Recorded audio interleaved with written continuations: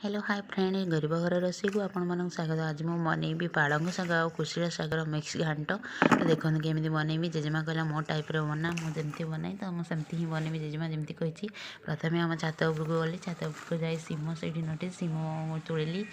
सीम तोड़ सारापर बाड़ी को आसिली। तले आमर लाउ डंक हो बाड़ी में लाउ डंक आनिली।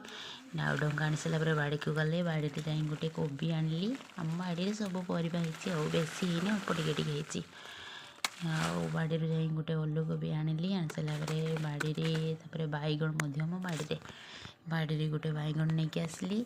नहीं आसला पालंग शाग कुशिला शाग ये धोईकी रखीदे गोटा धोई देती धोईकी रखी। ये सीम सारू माटी आलू बैगण ओलकोबी डंक रखी काटिनेली। काटी भल भाव धोई नेली।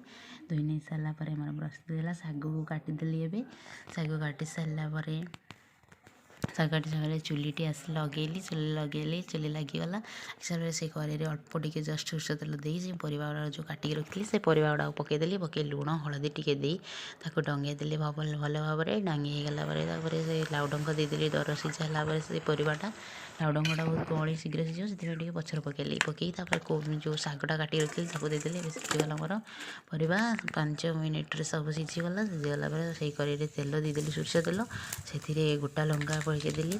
फुटण पकईदेली। काटिक रखी पियाज गोटे पकईदेवी। पकई सारापर कंचा लंका 2टा देवी।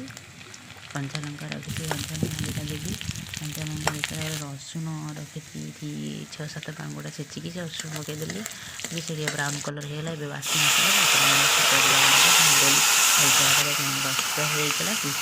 पालंग शागर मिक्स घांट एमती मो जेजेमा बनाई। मुझे भी सेमती बनैली बहुत टेस्टी लगिला। जेजेमा कहला बहुत टेस्टी लगुच। आपण मैंने एमती तैयारी कर खातु केमती लगे।